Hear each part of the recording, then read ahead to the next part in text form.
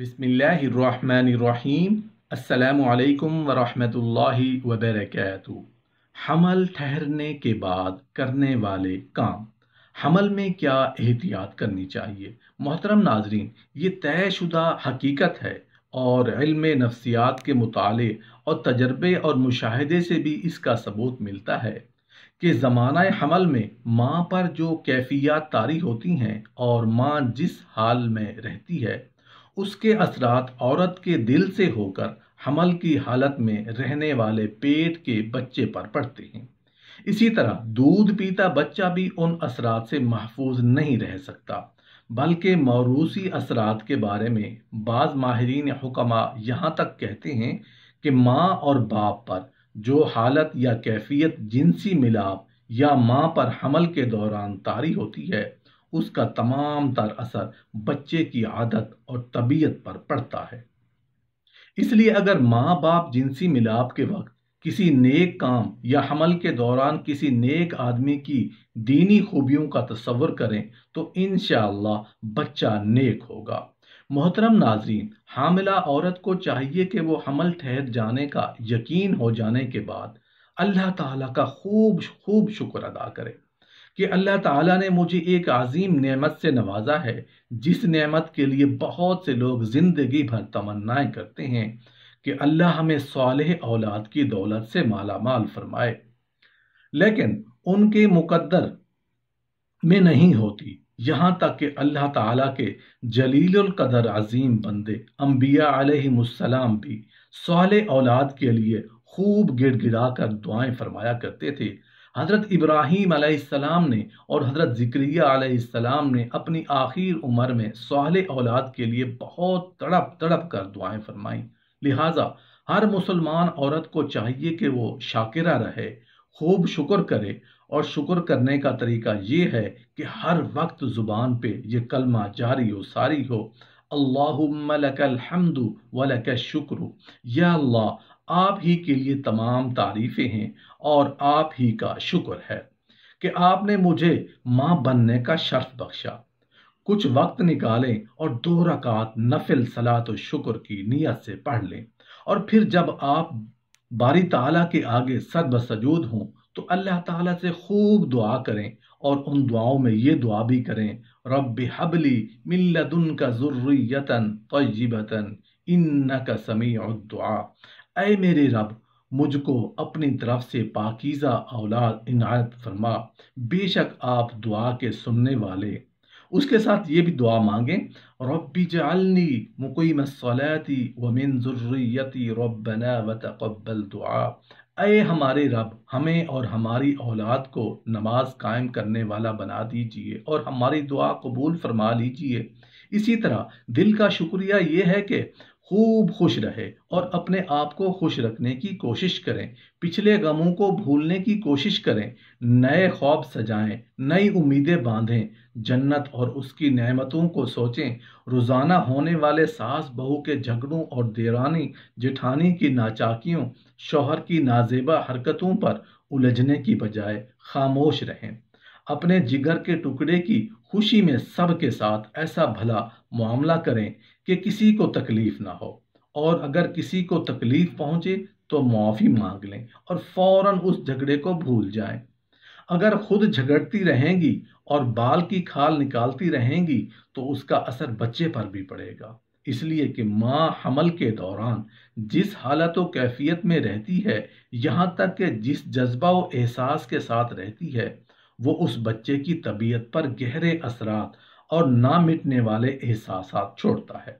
लिहाजा हर वक्त मुसलमान औरत को शुक्र करना चाहिए, खसूसन ज़माना हमल में, और उस शुक्र के ज़रिए अल्लाह ताला की मोहब्बत दिल में पैदा करनी चाहिए।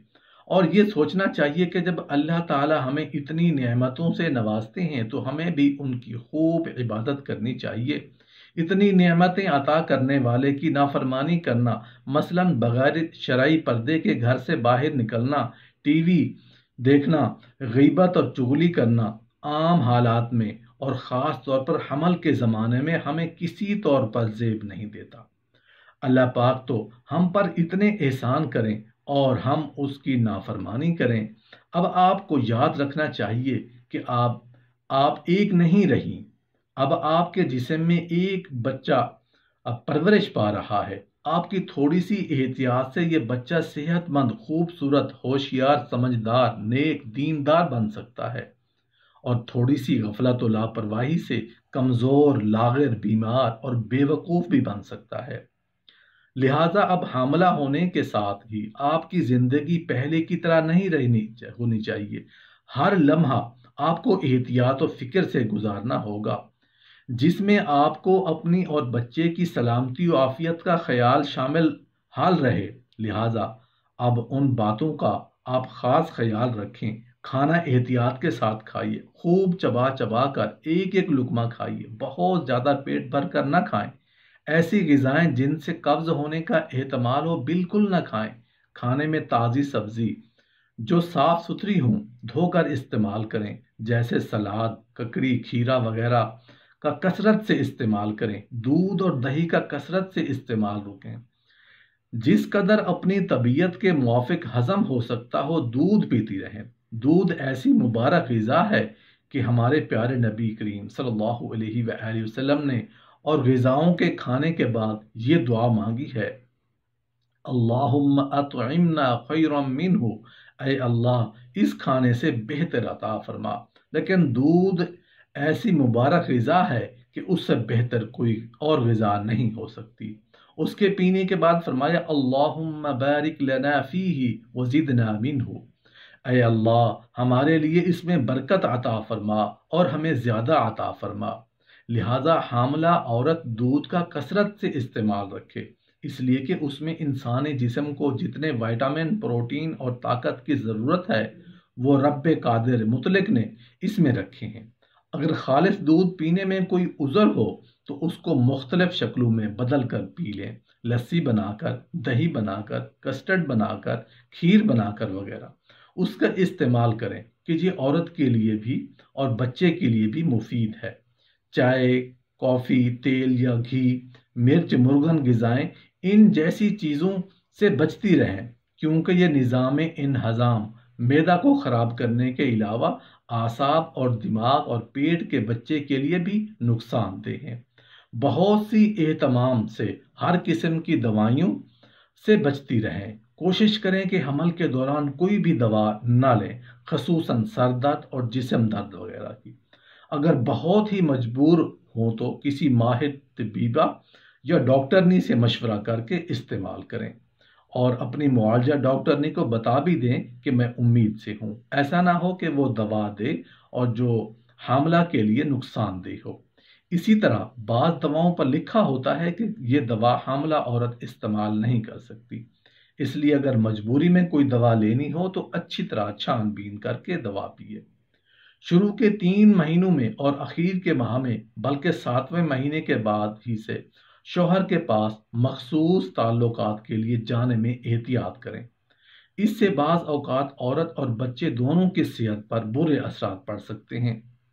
اسی طرح بہت دیر تک نہ جاگیں، کم از کم 8 گھنٹے تو اطمینان سے سونے کی کوشش کریں، اور اس سے دماغی تھکاوٹ اور اعصاب کی کمزوری دور ہوگی اور پورے جسم کو اور دماغ کو راحت ملے گی، جس سے بچے پر بھی بہت ہی اچھا اثر پڑے گا اور بچہ جننے میں بھی سہولت ہوگی۔